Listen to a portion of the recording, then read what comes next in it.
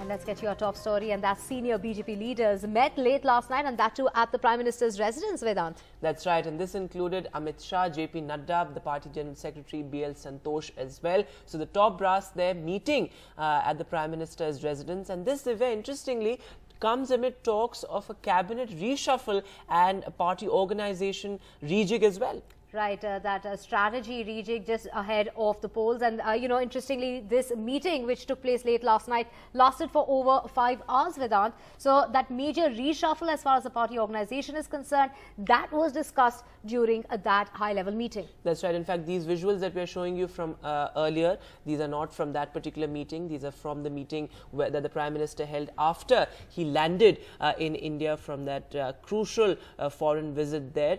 He visited the US and Egypt, and now he is back to taking stock of the BJP's electoral preparations ahead of crucial states that are going to polls, including Rajasthan, Telangana, Chhattisgarh, Madhya Pradesh, and also finally the big battle of 2024. And in fact, in the past couple of months there have been all these talks of cabinet reshuffle and also change in the party's cadre, the party's organization. So all those decisions are likely to be announced soon, based on what our reporters are telling us, that in a few days from now we can expect crucial decisions as far as that party reshuffle and cabinet rejig is concerned. This comes on the heels of his visit to poll-bound Madhya Pradesh. So, a meeting that lasted over 5 hours in order to discuss, the plan going forward.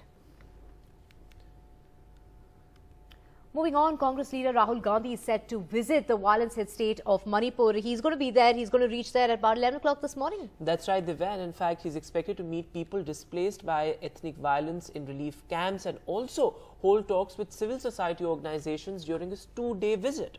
This is the first visit of the opposition party of the Congress, the first leader of the opposition as far as the Congress party is concerned to visit the northeastern states since the violence that broke out on the 3rd of May. Over 120 people have lost their lives so far, and over 400 have suffered injuries in the violence that's taken place over the last 2 months.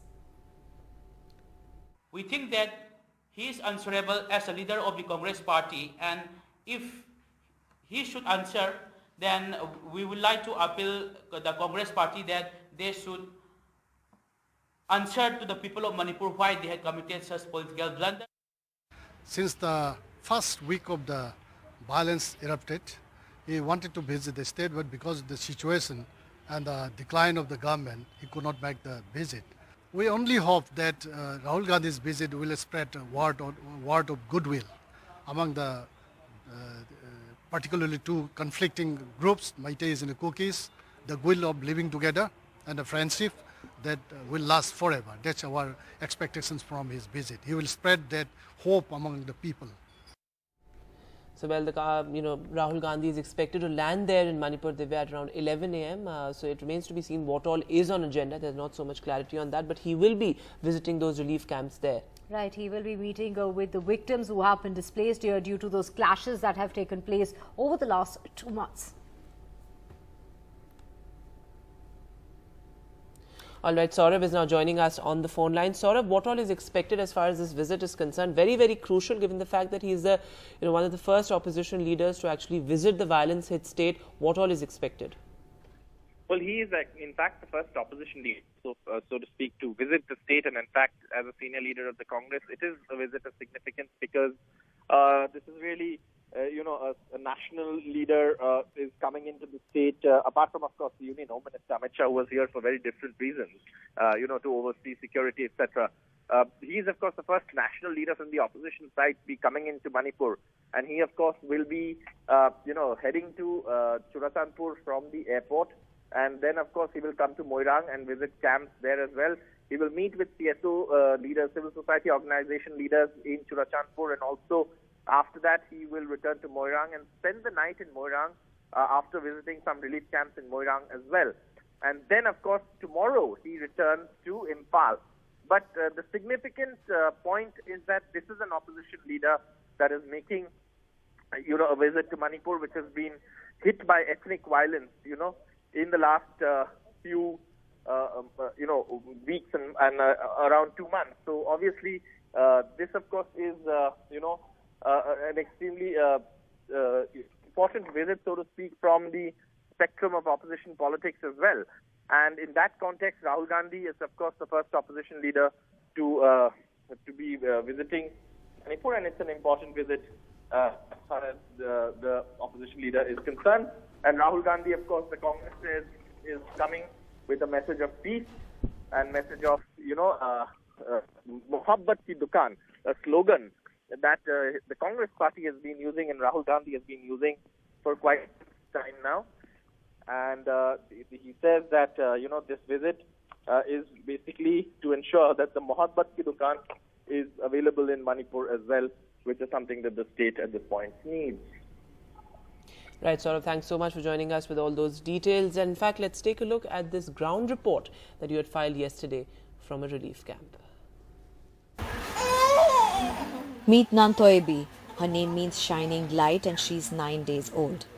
At a time of ethnic tension in Manipur that has taken over 120 lives and displaced thousands, she brings a ray of hope to her family and everyone at this relief camp in Imphal, set up for pregnant women. Since the violence began, the camp has seen the birth of 9 boys and 7 girls, as their mothers have been displaced at critical junctures of their pregnancy. Yeah, 57 women we have entered here now. Out of them, we have got 16 children. Our respected Madam President goes to different relief camps for distribution of relief materials and others, and he can see the difficulties of pregnant women. That's why we have started this relief camp. Nantoebi's mother, 24-year-old Amom Priyolata, says she's relieved.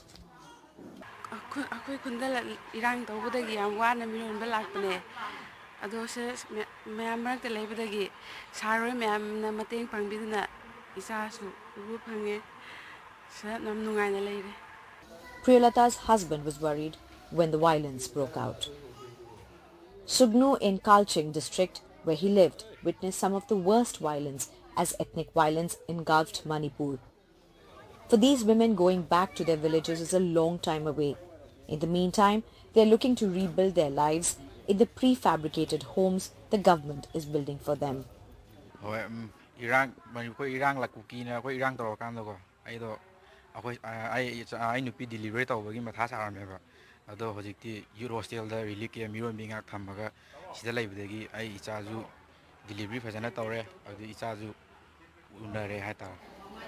The relief camp is being run by the BJP, and the state BJP President Sarda Devi spends a lot of time here. She says young mothers, especially first-time mothers, are comfortable with older ladies around for guidance.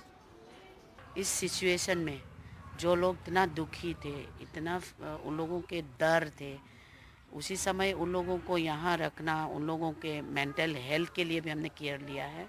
Mental health का team इसको पूरा care कर रही है, awareness दे रही है कि ताकि बच्चा, उसके जो गर्भवती महिला के जो पेट में जो बच्चा है उसको डर ना हो, और इतना वो जो उन लोगों के जो आने के बाद कुछ ऐसे प्रॉब्लम होगा मेंटली, ये सब देख के हम मेंटल हेल्थ का केयर भी दे रहे हैं. Relief camps like these have been set up exclusively for pregnant mothers because pregnancies can be extremely challenging. These camps are helping these mothers to deliver their children, and today is one such happy moment to celebrate the birth of new life in a time of violence and destruction. With camera person GD Shankar, at a relief camp in Imphal in Manipur, Saurabh Gupta, NDTV.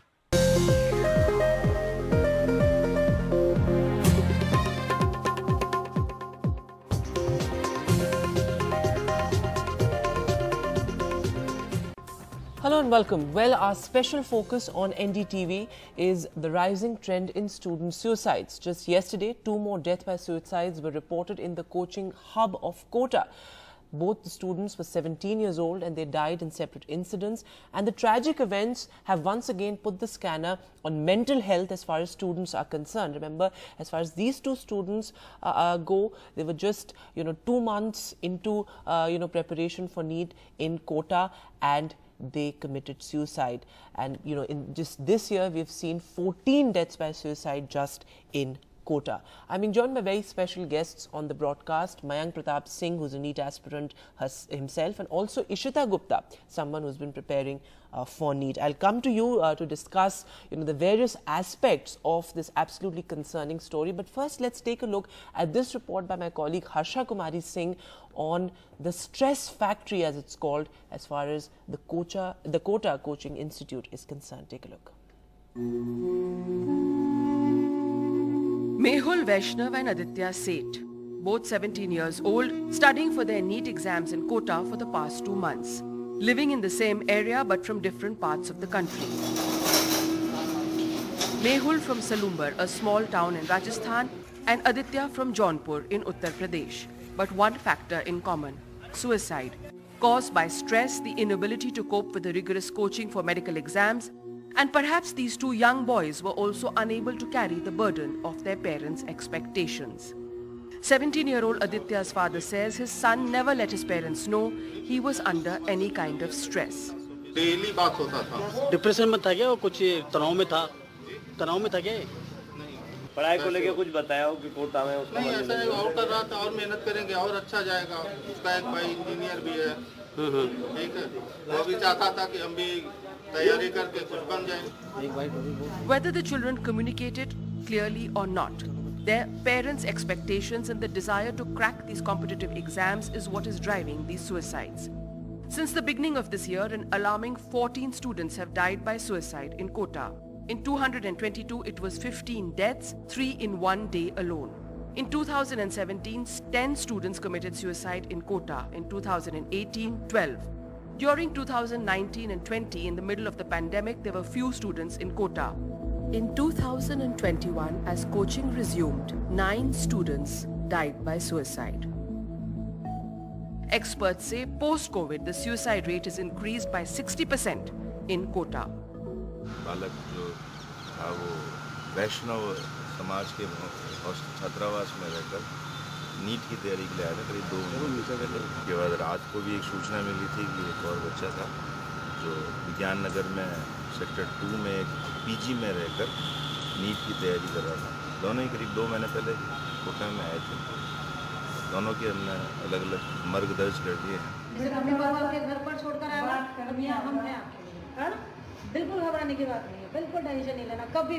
This worrying trend of suicides has prompted the police to launch another helpline in the city, where police personnel go out in the field to interact with coaching students. But the sheer numbers, a floating population of over 2 lakh coaching students in the city, could mean this is a mere drop in the ocean. In Jaipur, Harsha Kumari Singh, NDTV. Absolutely heartbreaking there. Those kids were all of 17 and they were forced to commit suicide. And in that report, the crucial aspect was that post-COVID, there's been a rise in this trend of student suicides. Mayank and Ishita are back with us on the broadcast. Mayank, let me go across to you first. I mean, what do you make of these student suicides? I mean, perhaps these boys were your age. They were just 17 years old. They were preparing for NEET and they were forced to commit suicide. What do you make of these, headlines that we see almost every day, in some part of India or the other? First of all, thank you, sir, to having me in the show. And also, I would like to thank Dilnashi ma'am to inviting me here. Sir, I think the main concern is the stress about the NEET preparation. Sir, मेरे according, sir, seats काफी कम है. 50,000 के approximate seats है हमारे पास government. और all over जो हमारे पास 1 lakh seats है. सर 1 लाख में से 50,000 अगर हमारे पास जब गवर्नमेंट रह जाती हैं तो वहाँ पे प्रिपरेशन करते हुए बच्चे 21 लाख के आसपास होते हैं जो अपीयर कर रहे होते हैं. इसमें 21 लाख में अलग अलग स्ट्रीम के बच्चे रहते हैं, लेकिन सर कोटा जाने वाले बच्चे कम से कम 3 to 4 लाख रहते हैं और वहीं उसका स्ट्रेस लेवल कंपटीशन से बढ़ जाता है. और जब हम बाहर रहते हैं हॉस्टल में, तो हॉस्टल में हमें फूड फैसिलिटी या फिर पेरेंट्स से हम काफी दूर रहते हैं. हमारा किसी से ऐसा इंटरेक्शन भी नहीं हो पाता कि हम उनसे अपनी फीलिंग शेयर कर सकें या फिर उनसे ये बता सके कि हमारा स्कोर कैसा चल रहा है कैसा नहीं. एंड काफी बार अगर रिलेटिव्स भी अगर पूछते हैं या फिर कोई भी पूछता है तो हम हमारे पास सिर्फ यही आंसर रहता है कि हाँ हमारा प्रिपरेशन अच्छा चल रहा है।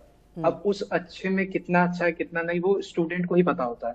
अगर वो उन्हें शेयर भी करता है तो वो क्या मतलब उन्हें अगर बताएगा तो ज्यादातर जो स्टूडेंट्स के ऊपर ही डाउट होता है कि क्या वो अच्छा पढ़ रहा होगा या फिर नहीं पढ़ रहा होगा। इसी वजह से काफी ज्यादा स्ट्रेस डेवलप हो जाता है खुद से अपने मन में। और सर थोड़ा पीयर प्रेशर भी इस चीज का रीजन भी रहता है।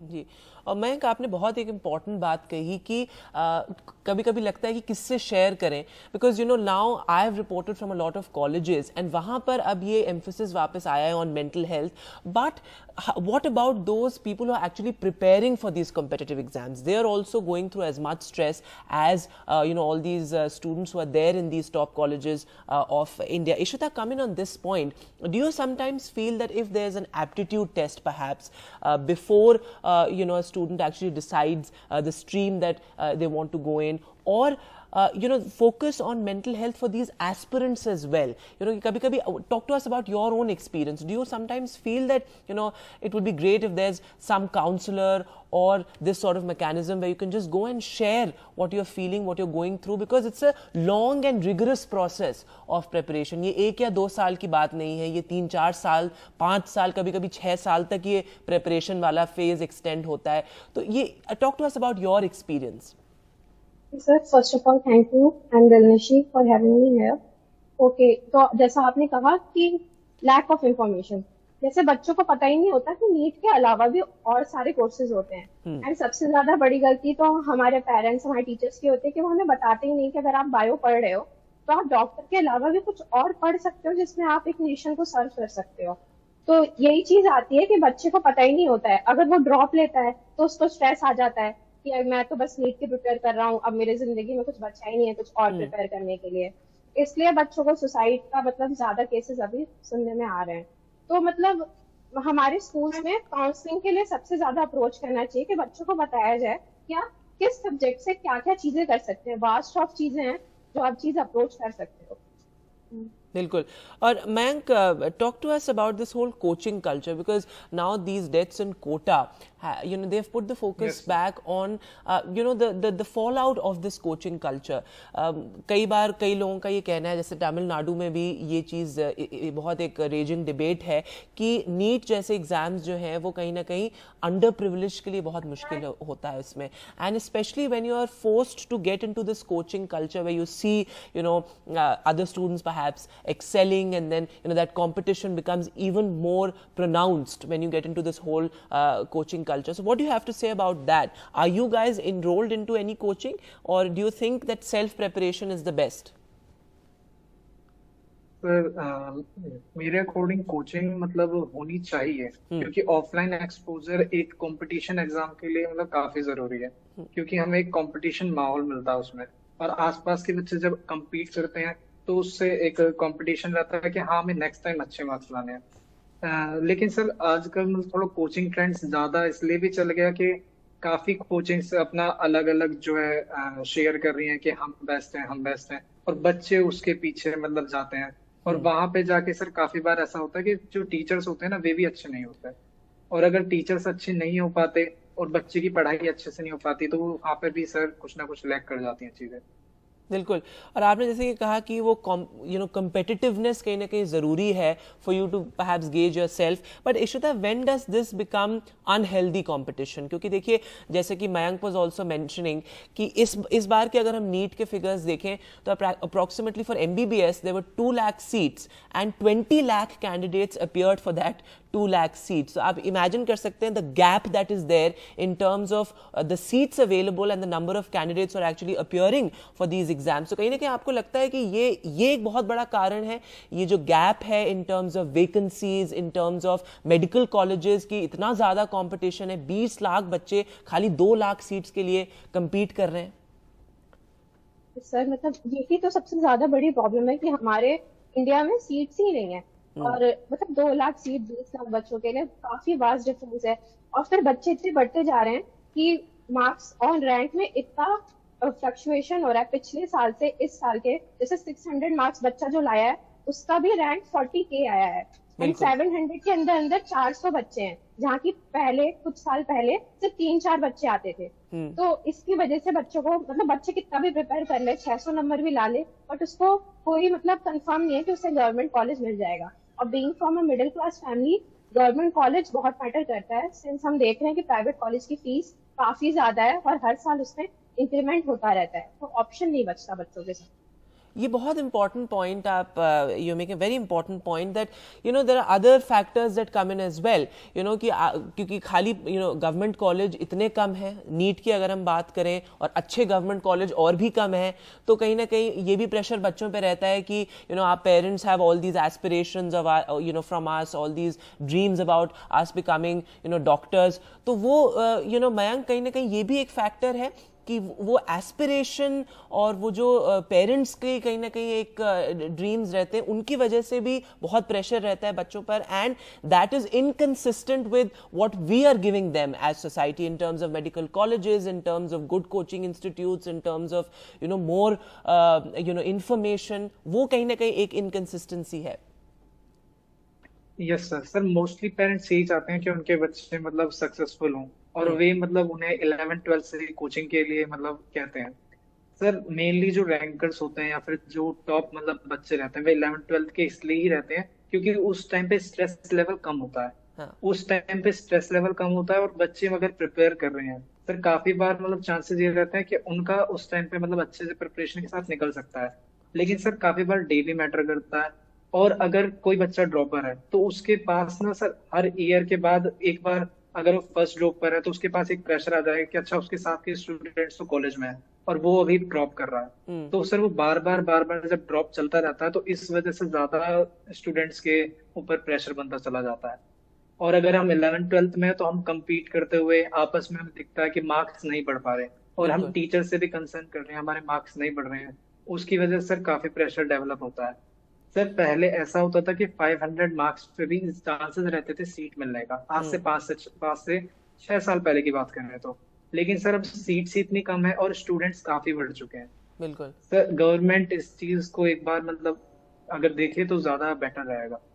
And the point you were making about Mayank, also the fact that the NEET preparation has to happen parallelly with your 11th-12th preparations as well. तो आप बोर्ड एग्जाम्स के लिए भी प्रिपेयर कर रहे हैं साथ में, और उसके साथ आपको ये कॉम्पिटिटिव एग्जाम्स के लिए भी प्रिपेयर करना पड़ता है, and the preparation that is required for both these exams, that is completely different. I mean, what you have to prepare for your board exams is very different from the kind of preparation or the nature of preparation needed for competitive exams. Ishita, do you think when now the focus is so much on skill development and on vocational learning, ये भी कहीं ना कहीं change होना चाहिए कि ये जो पैरेलल प्रिपरेशन बोर्ड एग्जाम्स और कॉम्पिटिटिव एग्जाम्स की हैं, ये भी एक बहुत बड़ा कारण है why students face so much pressure?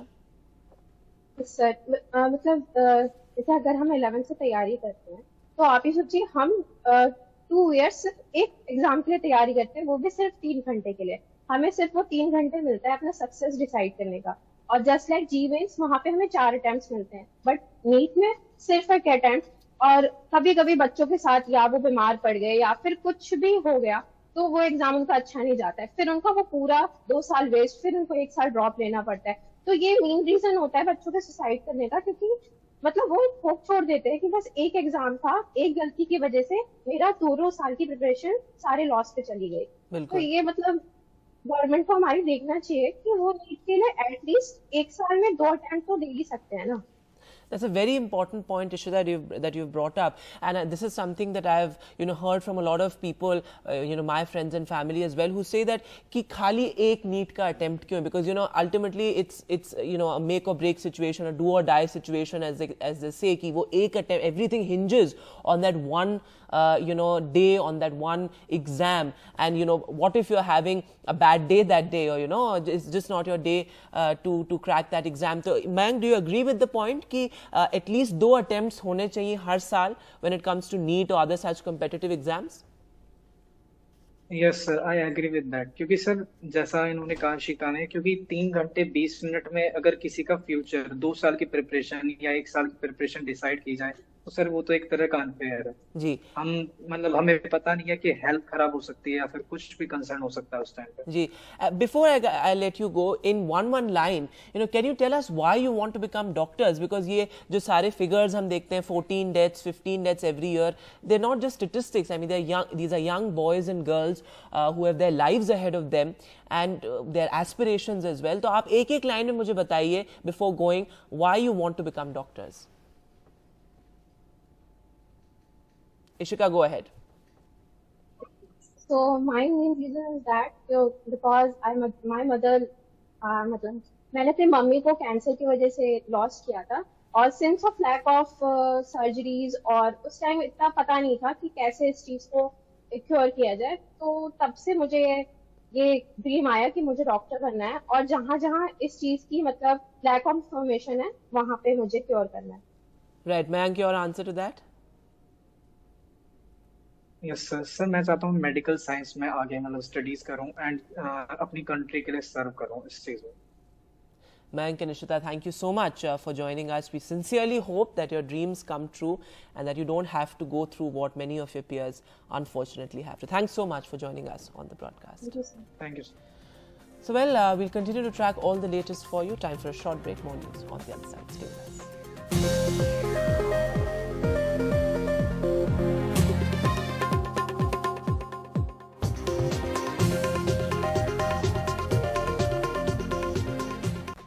Welcome back. The big breaking story we are tracking at this hour is that senior BJP leaders met at the Prime Minister's residence late last night. This included Home Minister Amit Shah, also BJP President JP Nadda, National General Secretary BL Santosh. So the BJP top brass really present there at the Prime Minister's residence for this late night huddle. And what we are being told that this is a key strategy meet ahead of the Lok Sabha elections and also state polls. Remember, this also comes amid talks of a major reshuffle expected not just as far as the party is concerned, but a cabinet rejig as well. My colleague Akhilesh is joining us now on the broadcast. He's brought us this big breaking story. Akhilesh, it's very, very significant that this meet comes amid talks of cabinet rejig and also party reshuffle, and very, very sort of interesting that this was a late night huddle at no less than the Prime Minister's residence. That's right, Vedanta. In fact, the meeting lasted for not less than 5 hours. It went on till 12:30 at night. And officially, nothing has been said about the meeting, but the sources are indicating, of course, that the strategy for upcoming Lok Sabha elections was discussed, and also key states like Madhya Pradesh, Chhattisgarh, Rajasthan, and Telangana. The strategy for all these key states was also discussed in this meeting. And prior to this, Vedanta, there have been a series of meetings of the senior BJP leaders. In fact, 5 to 6 meetings since last month have taken place, and these meetings also lasted for 5 to 6 hours. In those meetings, RSS senior leader Arun Kumar was also present. So we have been given an indication that apart from Lok Sabha and Assembly elections, some organizational matters were also discussed, because some key appointments in states like Karnataka and Gujarat and Rajasthan and also in Uttar Pradesh are pending. And that's why all these matters were discussed in this meeting. Remember, since 2019, when Modi 2.0 took over, there has been only one cabinet expansion, that was 2 years ago. So now, keeping in mind of the upcoming Lok Sabha elections, there are enough indications that another reshuffle may take place, most likely in the first week of July, because the monsoon session of Parliament is likely to begin from July 17th, and that will last till August 10th or 12th. So, keeping that in mind, there are enough indications that some ministers may be dropped, some new faces may be included in the Modi cabinet, and some ministers may be sent to the organization, the party organization. Some general secretaries may be dropped from BJP President JP Nadda's team. All these matters are being discussed as far as the BJP is concerned, and we have to see when this decision will be announced and when this action plan will be implemented. But of course, there are clear-cut and enough indications that something big is happening as far as the Modi government is concerned. Right, Akhilesh, very, very crucial there. And also, as you're pointing out, the focus really is, of course, on all the state polls and also on the big battle of 2024. Thanks so much, Akhilesh, for joining us on the broadcast. And well, moving now to our other big focus, and that is, well, the monsoon. And Delhi witnessed moderate rain with intense spells, and that's what is expected in the next 2 hours as well. There was moderate rain in Noida and Ghaziabad as well. In fact, not just Delhi, but other parts of India as well. In fact, Delhi, the big and NCR, the big concern is waterlogging and, some sort of flooding as well in various parts of NCR. These are visuals that we're getting you from today morning. Similar scenes prevailed in other parts of NCR as well. And moving now to Mumbai, well, there has been waterlogging in Mumbai since the past, for the past 2 days, in fact, and trains have been affected, local trains have been affected there as well. In fact, 146 mm rainfall was recorded in Colaba in the past 24 hours. Santa Cruz as well, similar figures, and Haisar. All these places were recording similar rainfall there as well. And moving now to Madhya Pradesh, there you can see there was a chopper operation there because of the kind of rainfall that was being witnessed in the Seoni area of Madhya Pradesh.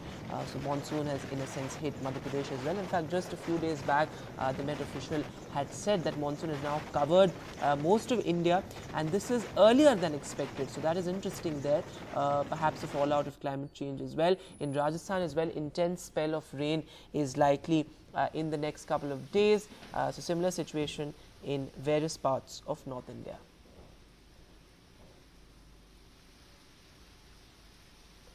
So, well, there you can see various parts of North India receiving optimum rainfall, and the big concern now also is civic apathy and our collapsing infrastructure. In fact, in Delhi, we just saw a few days back that there was electrocution. A woman was electrocuted to death, and just 2 days after that, we saw another boy was electrocuted to death. Similar some news coming out of Tripura as well. So, civic apathy really is a big focus now, and in Mumbai also there are reports of people dying because of civic wars. There were 2 men who had actually fallen into a manhole. That was a big concern there. So our collapsing infrastructure really exposed by rain there yet again. And well, Divya Vadha is now joining us in the studio with the weather report. Divya, take us through what all is expected as far as the monsoon is concerned in the days to come. Vedant, to begin with, monsoon is making its presence felt as far as the Delhi NCR region is concerned. Moderate rain with intense spell expected over the next 2 hours here in the national capital as well as adjoining areas of Noida as well as Ghaziabad. This rain spell also being felt in Rajasthan. So intense spell likely there in certain areas of Rajasthan today as well. So the rain as far as the NCR region is concerned could lead to waterlogging as well as traffic jams. A word of caution to all the commuters out there. But when we take into account, the monsoon is making its presence felt as far as the Delhi NCR region is concerned, from Uttar Pradesh to Rajasthan, covering Delhi as well as Haryana. But when we talk about Mumbai, that's where it's raining the most. So 146.2 millimeters of rainfall has been recorded in Colaba in a matter of less than 24 hours. To be precise, till about 5:30 this morning from 8:30 in the morning yesterday. When we talk about Santa Cruz, it's recorded 119.3 millimeters of rain in the same time frame. And then we have Dahisar in Mumbai, where the rain has been the heaviest. When we talk, it's rained over 200 millimeters, 212.5. And this spell, as far as the city of Mumbai is concerned, will continue till tomorrow. So heavy showers expected in the course of the day. The intensity, as far as the spell is concerned, will only gradually start to reduce from tomorrow. When we talk about Dahanu, there about 173 millimeters of rainfall has been recorded. So heavy to very heavy rainfalls will continue as far as Mumbai is concerned. Very heavy showers expected in Uttarakhand. An orange category warning has been sounded off for that state. And also we have the eastern part of Rajasthan, where very heavy showers are expected in the course of the day, along with Konkan and Goa, which does include Mumbai. Vedant.